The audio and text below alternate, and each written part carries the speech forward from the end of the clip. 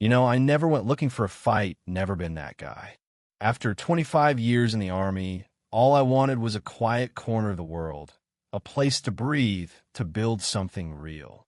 So I sank every dime I'd scraped together into a 50-acre spread just outside a fancy little neighborhood called Willow Creek Estates, a place where the lawns are manicured to death and the mailboxes probably have their own dress code, but my land, it's mine, free and clear, outside their precious HOA's grip.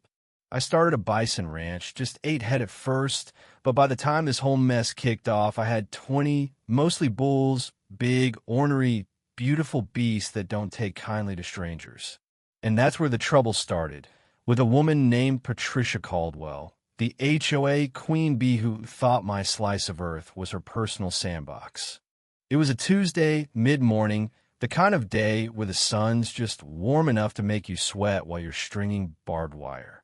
I was out by the north fence when I heard her SUV before I saw it, that low, entitled hum of AV8 pulling up my gravel drive. Out steps Patricia, all pearls and pressed khakis, clutching a clipboard like it's a royal scepter, her perfume hitting me from 20 yards away like a cloud of department store regret. "Mr. Harlan," she says, voice sharp enough to cut glass, "your fence is an eyesore, and those creatures are a danger to our community." I set my pliers down, wiped the dirt off my hands, and looked her dead in the eye. "Ma'am, you're standing on private property, my property, and it ain't part of Willow Creek." She blinked like I'd just spoken in tongues, then gave me this smile, the kind you'd give a kid who doesn't know better. "Well, it's close enough," she says, "and it's impacting our property values." I pointed to the sign nailed to the post, "Private property, no trespassing, livestock zone," and told her, come as I could, "You got no jurisdiction here." She didn't listen, just spun on her heel, muttering about standards and committees, and peeled out, leaving a cloud of dust and a bad feeling in my gut. Things got weird after that, like a slow-burning fuse.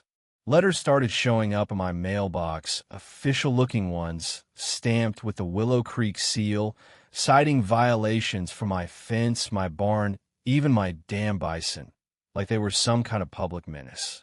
One letter demanded I tear down a shed that's been standing since before their neighborhood was even a blueprint. I took it all to my lawyer, Tom, a guy who'd rather wrestle paperwork than a bear. He laughed, flipping through the stack. "They've got nothing, Jack," he said. "Your land's clean, no deed restrictions, no HOA reach, but they're not going to stop." He was right. Soon, I noticed little things, a drone buzzing over my pasture, beer cans tossed along my fence, a water valve tamper with just enough to flood my lower field. Couldn't prove it was Patricia, but it smelled like her brand of petty. Then my neighbor, Ellie Monroe, a sweet woman who keeps bees and minds her own business, stopped by with a jar of honey and a warning. "They had a meeting about you last night," she said, setting the jar on my workbench. "Patricia had a whole PowerPoint, called your ranch a threat to aesthetic harmony. Said she's going to handle the bison situation." I chuckled, but it wasn't funny, not really. I'd seen her type before, officers who thought a title gave them a crown, and I knew she wasn't bluffing. So I doubled down new locks on the gate, motion sensor cameras, extra wire around the pastures. I wasn't looking for war, but I'd been in enough to know how to prep for one. The first real showdown came on a Saturday, just after dawn. I was in the barn, hauling hay for the calves, when I heard tires crunching way too close. I stepped out, and there's Patricia, bold as brass, strutting up my drive with her SUV parked half off the dirt, a camera in one hand, a folder in the other, and a shiny HOA badge pinned to her blazer like she's the damn FBI. "Morning, Jack," she says like we're old pals. "I'm here to inspect for easement violations." I walk toward her, slow, boots heavy on the gravel. "You're trespassing." Patricia passed 3 signs that say so. She didn't even flinch, just snapped a photo of my barn. "This won't take long," she says, just documenting. "The bulls, grazing out in the east field, lifted their heads, watching her like they knew she didn't belong. I stepped closer, voice low. You see those signs? Private property, livestock area. Enter at your own risk, you're ignoring everyone. She tilted her head, all condescending. As HOA president, I'm obligated to protect our community's image. Your animals are a liability. I almost laughed. Liability? Lady, you're the one standing in their backyard. She tried to brush past me, her hand grazing my arm like I was a piece of furniture. I didn't budge, just stared her down, and for a split second, I saw a flicker of doubt behind her sunglasses. She backed off, muttering about legal action, and stormed back to her car. I watched her go, heart pounding, knowing this was just the opening shot. It got worse. Flyers went up in Willow Creek with blurry photos of my bulls, captioned "Dangerous animals threaten our homes." My mailbox got tagged with a sticker that said "Ranch Trash." I kept my cool, called Tom, and we posted a cease and desist notice on the gate, laminated, bolted down, with his office number in big red letters. I added another trail cam, caught her SUV creeping by twice that week, never stopping but always watching. Then came a day I'll never forget, the day Patricia crossed a line even I didn't see coming. It was late afternoon, the sun dipping low, the bison moving toward the shade trees. I was fixing a pipe when I heard an engine roar, too close, too fast.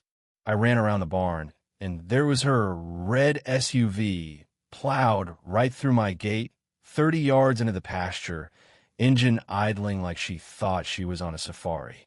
She'd cracked the old keypad code, probably from some delivery guy who didn't know better.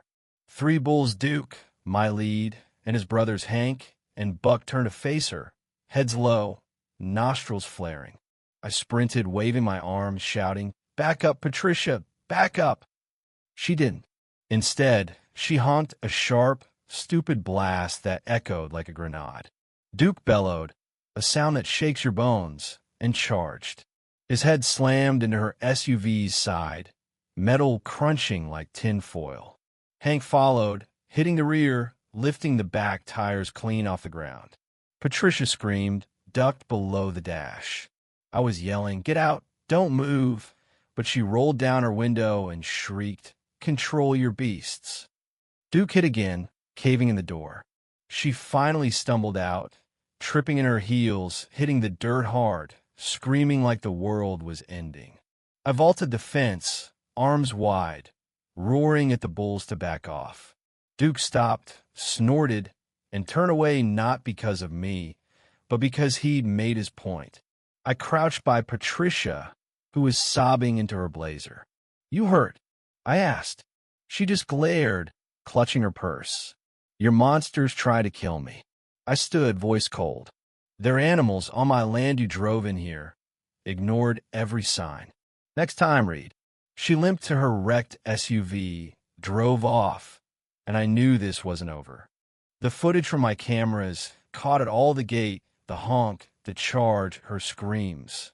I sent it to Tom and my old Army buddy, Mike Torres, who runs the county's AG and wildlife office. "She's done," Mike said. "She stepped into a protected livestock zone, federal laws on your side."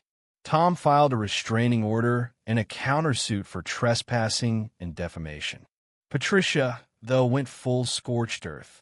She posted a newsletter calling my bulls rogue killers, claiming she'd narrowly escaped death. She sued me for emotional trauma and car repairs. But her biggest mistake?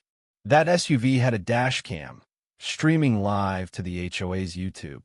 It showed her laughing, saying, "Keep filming, they won't do anything." 5 minutes later, Duke proved her wrong. The video went viral, and her story started to crack. People commented, "Why was she on his land? Who honks at a bison?" Even her own board turned on her. 2 members quit, saying she'd gone rogue. She tried one last stunt, showing up with a camera crew and some inspector to film a smear piece. Duke wasn't having it. He charged again, flipped her SUV like a pancake. She fell, screamed, and the crew ran. That live stream went viral too, and by the time we got to court, her case was dead on arrival. The judge, a no-nonsense woman named Clara Holt, watched the footage, saw the signs, and tore into Patricia. You ignored warnings, trespassed repeatedly, and provoked protected animals. This case is dismissed. My countersuit, it sailed through. The HOA apologized, rewrote their bylaws, and Patricia, she packed up, sold her house, and slunk off to some gated community in Arizona. Good luck finding bison there. Now, the ranch is quiet again. I started a program with Mike and a conservationist named Dr. Laura Banks, teaching folks about bison, land rights, and respecting boundaries. Kids come out, wide-eyed, watching Duke graze while Laura talks about the plains. I'm not a hero, I'm just a guy who stood his ground. But sometimes I catch Duke staring at the horizon, like he's waiting for the next fool to test him. And I smile because this land, these bulls, this life, it's mine, and no clipboard's going to change that. So what do you think? Was I right to fight, or should I have played nice? Drop a comment. Tell me your stories ever had to stare down your own Patricia. Let's hear it.